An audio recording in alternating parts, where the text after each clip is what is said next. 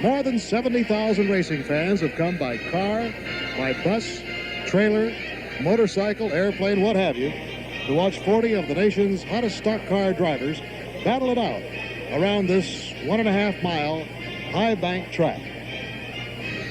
I'm Bill Fleming, together with Chris Economaki, on a rather cold and kind of blustery day here in the sunny south. But we do have sunshine, despite the fact the temperatures are kind of low.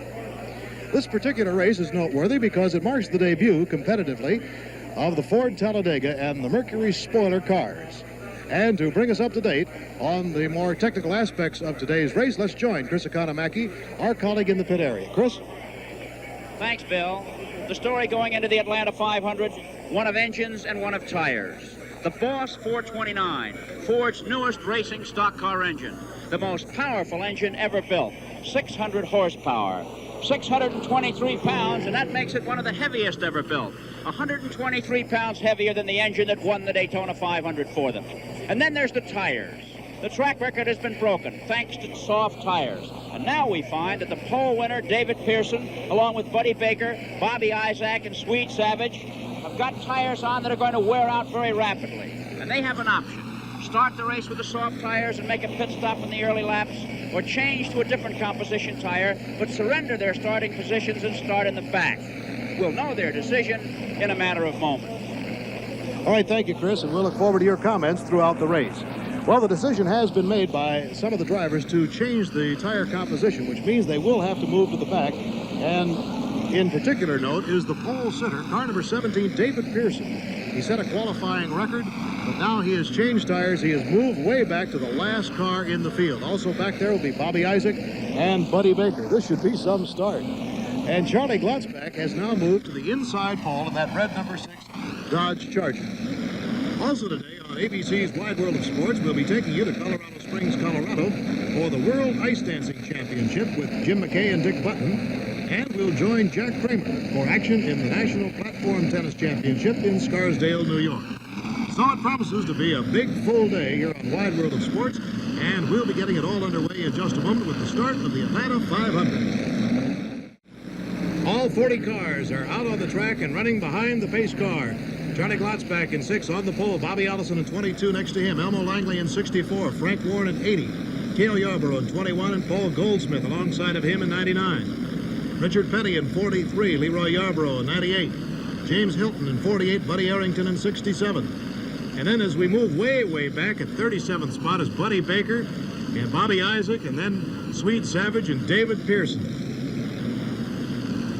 In addition to the fact that we have 40 cars of racing caliber on the track and a pace car, we also have a camera car. And in that car is our colleague Chris Economaki, who is going to be calling the start of this race from the camera car. And I think you'll get a kick out of it if you can hear it above the din. And there's the camera car, so let's go down to Chris Economaki. Chris? Right you are, Bill.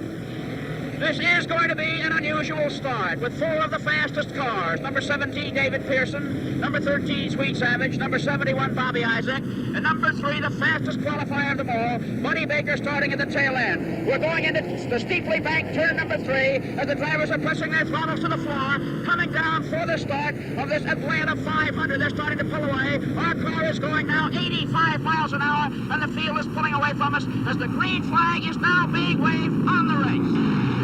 All right, very good, Chris. Great start, and Charlie Glotzback zings into that first turn. Allison right behind him, and all the cars make it safely through that number 1 turn, and they head down the backstretch with Glotzback in the lead and Allison right behind, and Cale Yarborough moving up into the number 3 spot.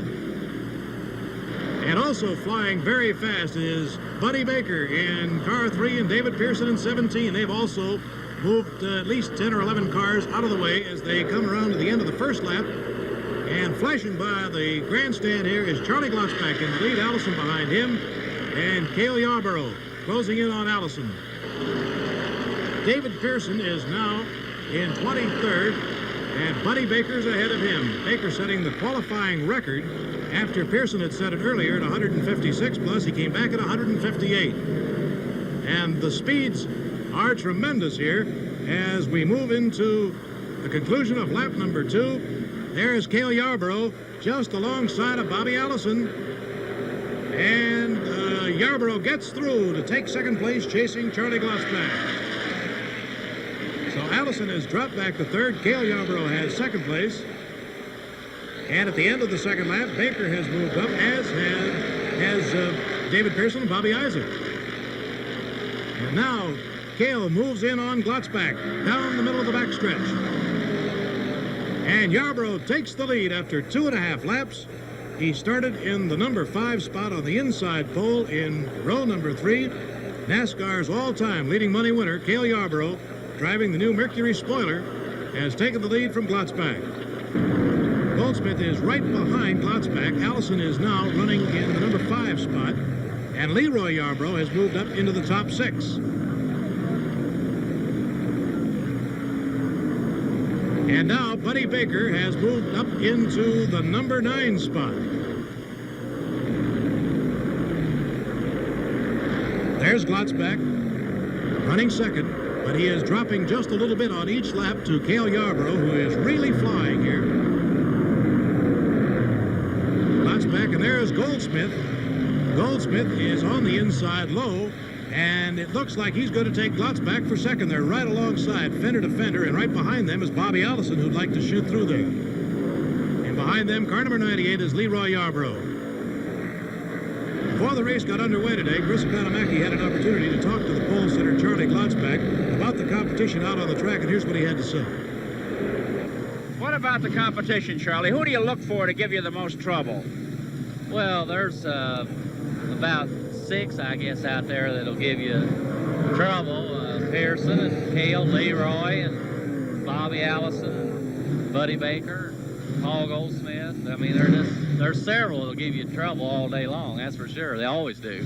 And they are right now, as the very men that he was talking about are battling Charlie Glotzback for second place in this most exciting race. Chris, I don't know whether you've gotten the timing on the early laps, but they are really blazing. It's the fastest race we've ever seen here. Cale is streaking, but Buddy Baker back at number 3 is turning an even faster lap time, trying to catch up. Baker started in the 37th position, has now moved up into number 9. And there is Bobby Isaac, who is just ahead of Buddy Baker right now in the number 8 spot.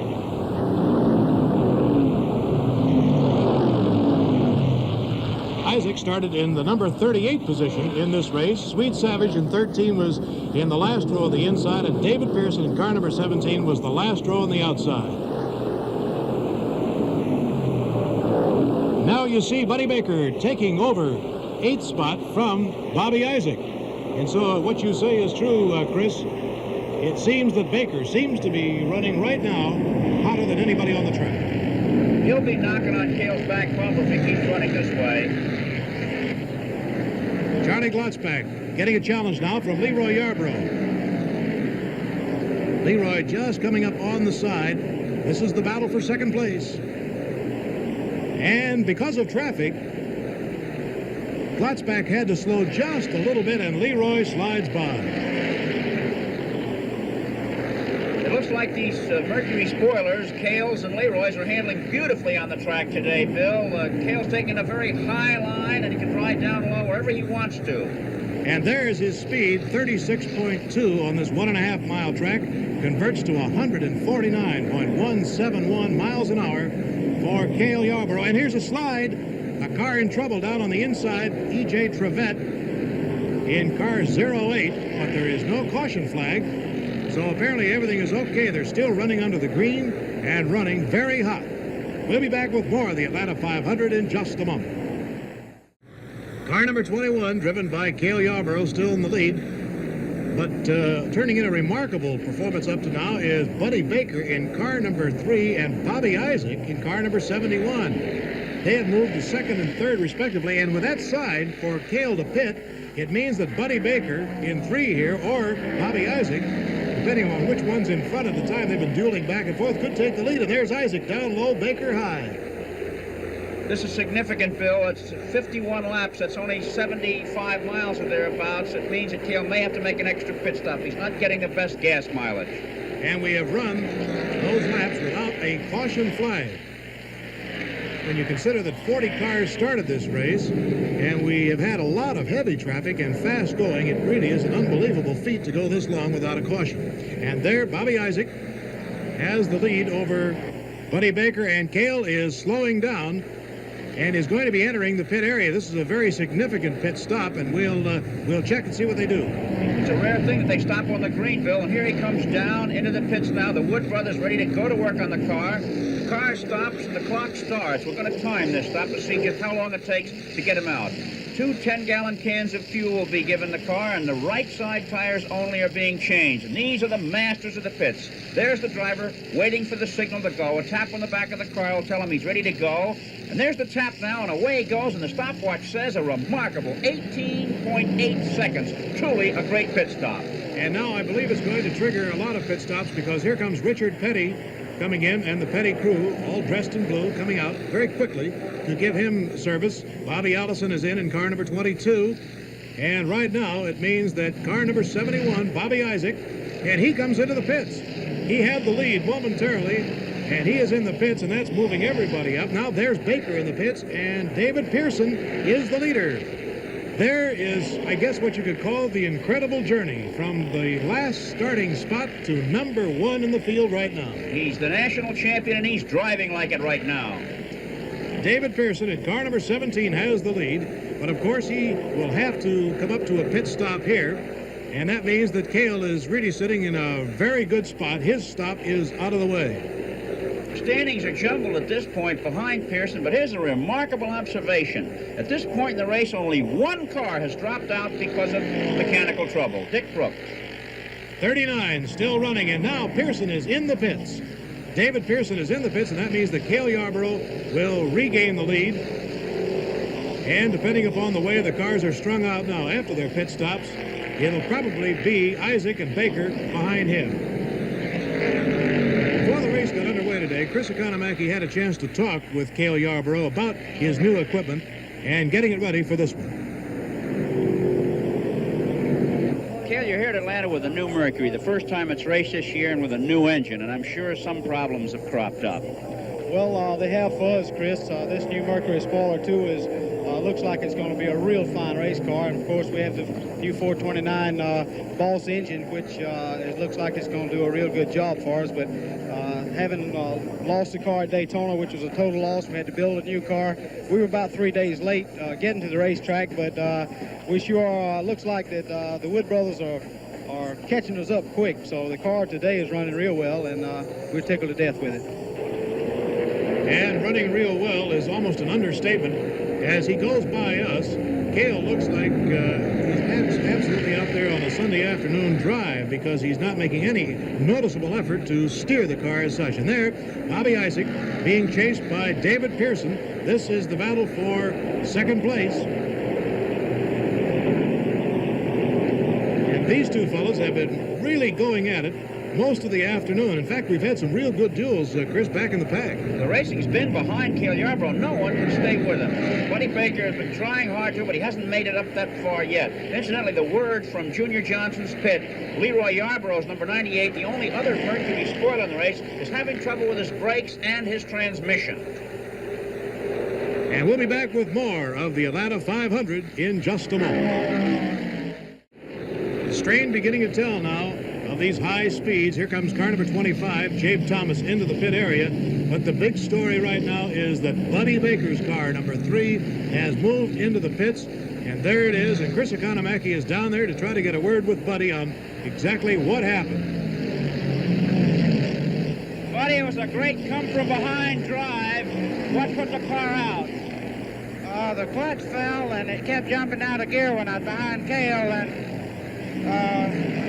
I'd have to keep pulling it back into gear, and I was afraid maybe it wouldn't go in gear one time and maybe cause me to spin. Speaking of spinning, here's a car going into a side slide, an unusual entry into the pit area, and this is rookie Pete Hamilton in car number 27. He did make it into the area okay. It's an interesting ride for Hamilton, Bill. Just before the race, when its regular driver, Donnie Allison, fell ill with hepatitis, Hamilton was installed as its driver. It's a factory Ford, a Banjo Matthews Talladega, and he looks at this as his big chance. A Leader Cale Yarborough averaging better than 148 miles an hour. We still have not had a caution flag, and that means that these speeds are going to be just absolutely up in the astronomical area if they keep it up.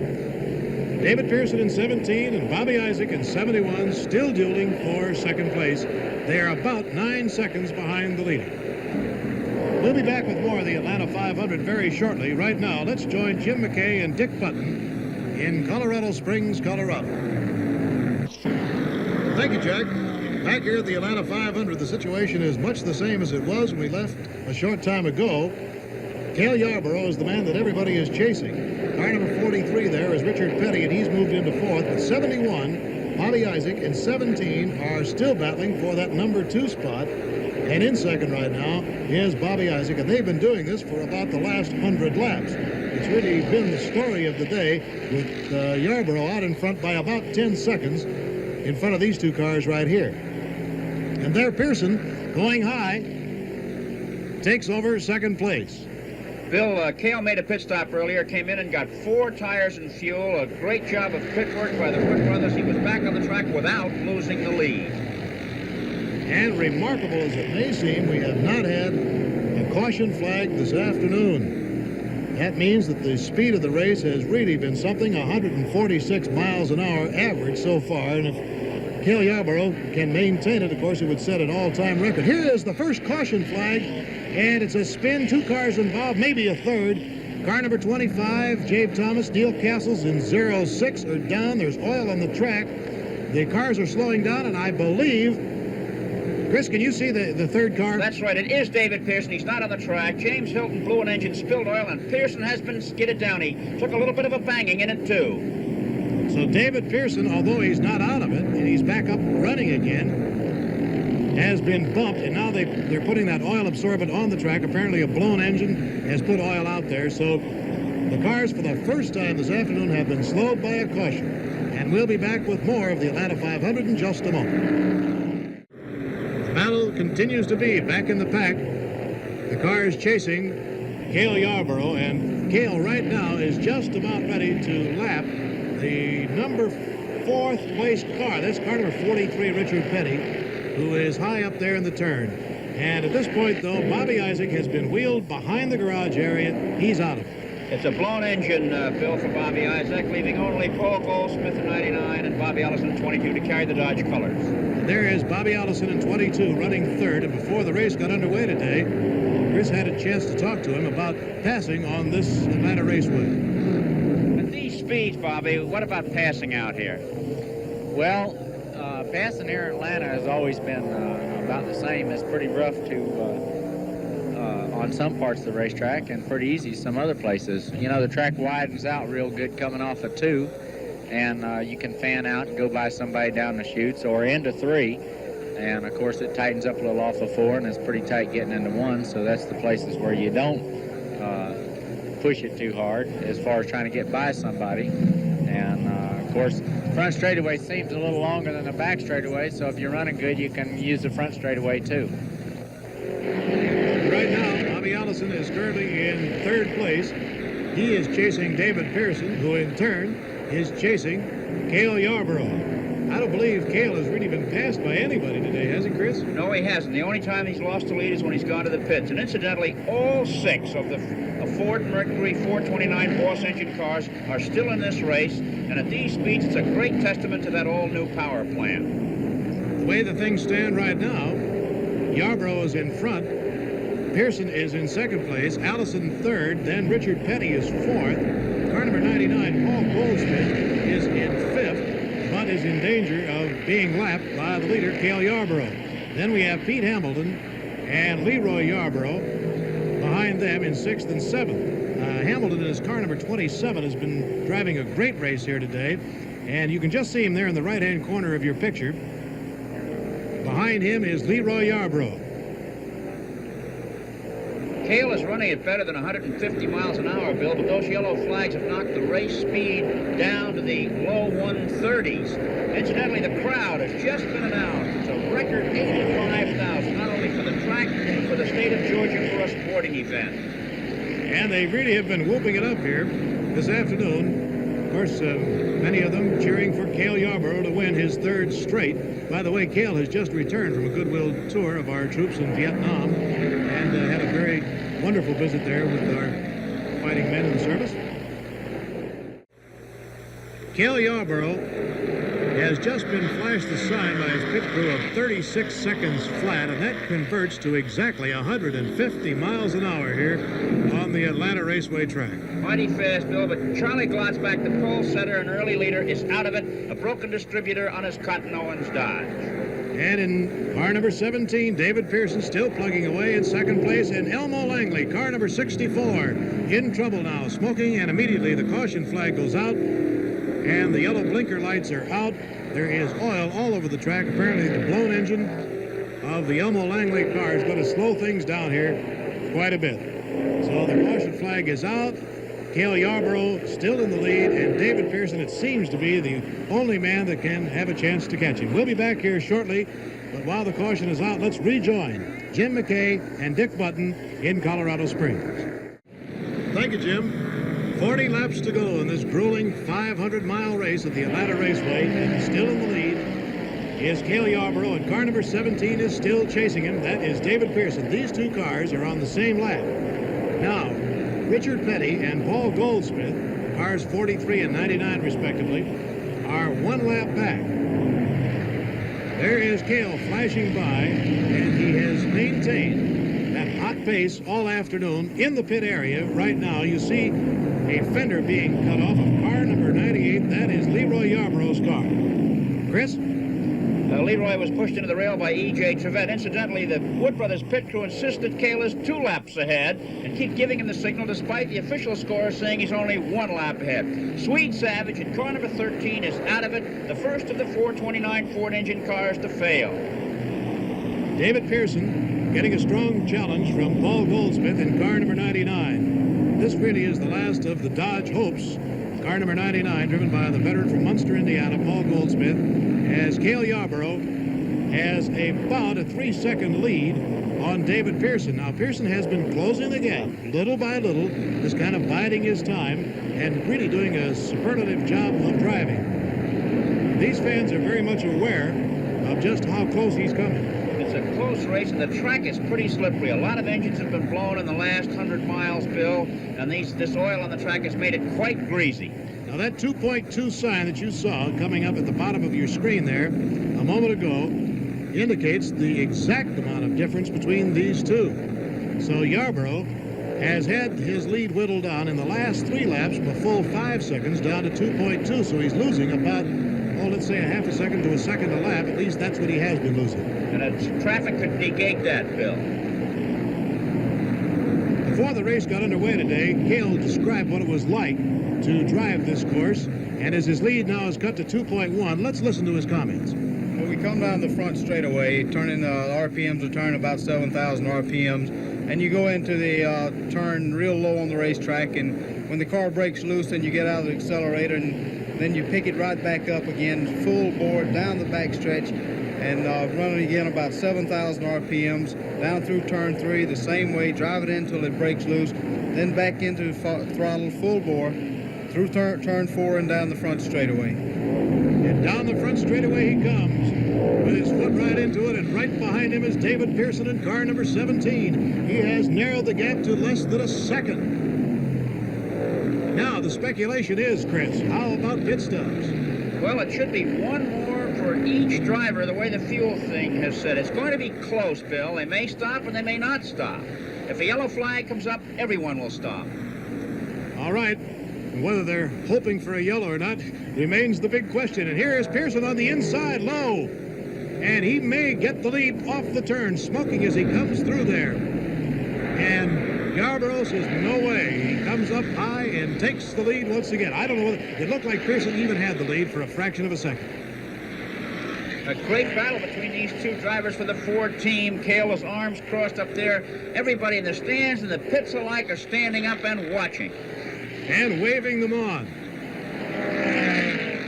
Little by little, Pearson had, and here is trouble. There's Petty's car Car number 47 is down on the inside. 3 cars. And there is a caution flag out, and that dashes the hopes of car number 43, Richard Petty. Cecil Gordon in car number 47, J.D. McDuffie, was the other car involved.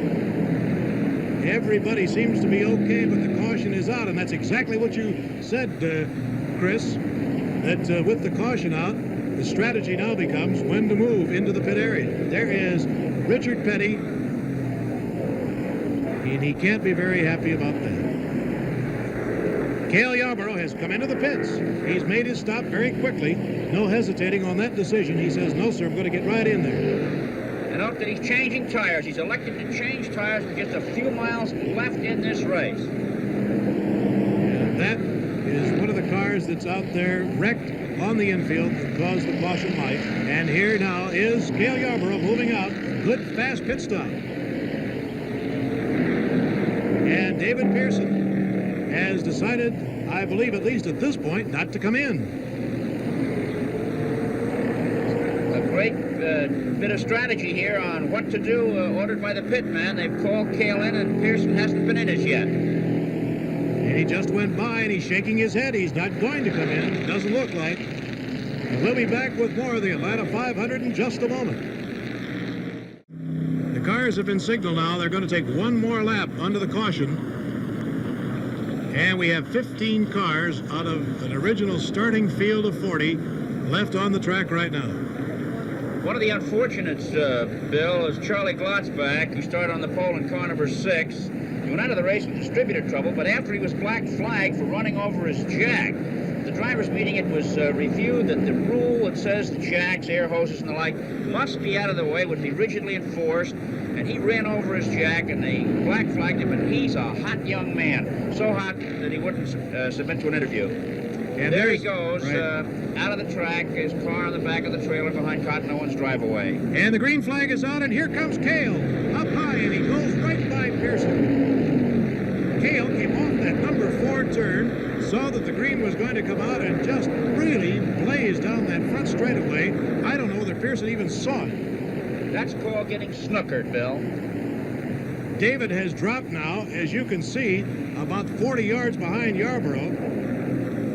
Cale's sitting in a great spot as far as fuel and tires are concerned. Pearson has still disdained coming into the pits, and now one wonders if that was the wise decision. Well, you know, Cale passed some slower cars lining up for that green flag, and there may be some turbulence after the race because of that little maneuver. Don't forget, coming up tomorrow afternoon here on ABC, live and in color, action in the NBA playoff at 1:55 Eastern Standard Time. Cale Yarborough now starting to pull away a little bit from David Pearson. After that almost jackrabbit start on the green, he has moved out in front by about 60 yards. It appears now that Pearson's pit crew have made a strategic error. Yarborough, with new tires, is getting a better bite and is pulling away. Pearson's got the old tires on. He didn't stop. He didn't get new rubber, and it looks as though he's been beaten. I wonder, too, about fuel pressure. If when he starts to get just a little bit low in the tank on fuel, whether he's not getting the pressure and consequently not getting the power. That could very well be, but he appears to be running all right. It's just that Cale is running better. Well, it's 3.5 seconds now that Cale Yarborough has the lead over David Pearson, but that means that even just a flick of an eyelash of a mistake, and Pearson could whoosh on by. So anything could happen. And we'll be back with the exciting finish of this Atlanta 500 in just a moment. The white flag is out for Cale Yarborough as he comes down in front of the grandstand. 1 lap to go. And now let's see how far behind David Pearson is. As he comes by, it's 8.2 seconds behind Cale Yarborough.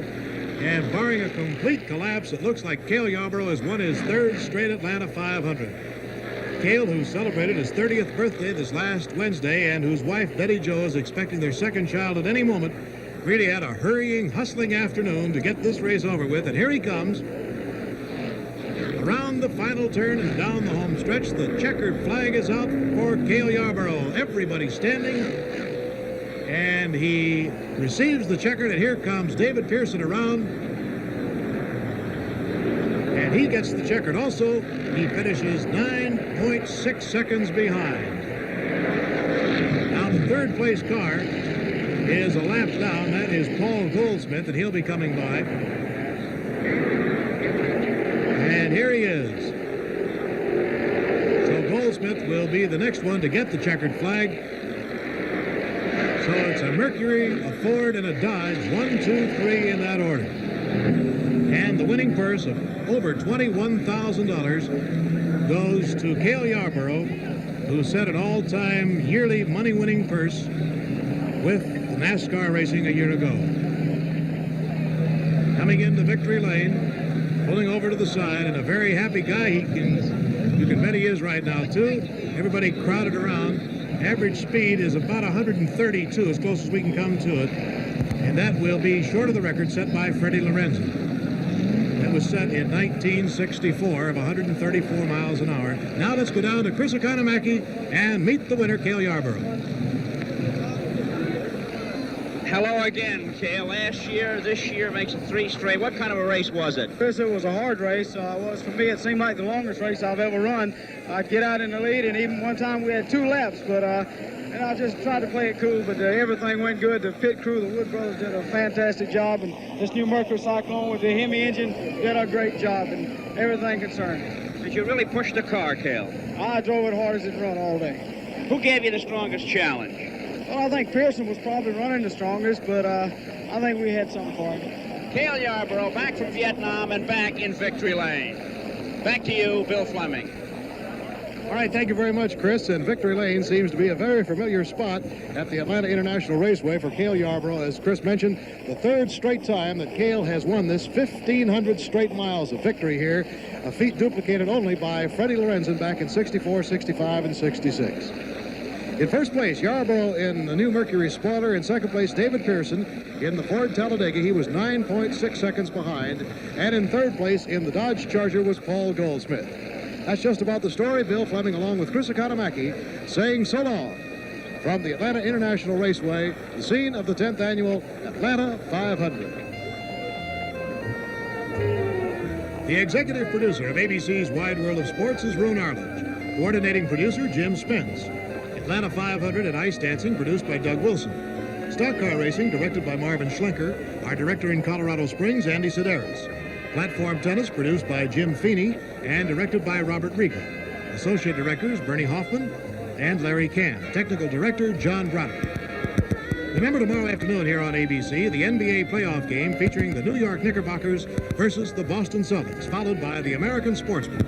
And next week on ABC's Wide World of Sports, the World Surfing Championships, the National Air Races, and World Invitational High Diving Championship. Air travel arrangements for ABC's Wide World of Sports made through United Airlines, who also furnish promotional consideration. Today's program was pre-recorded.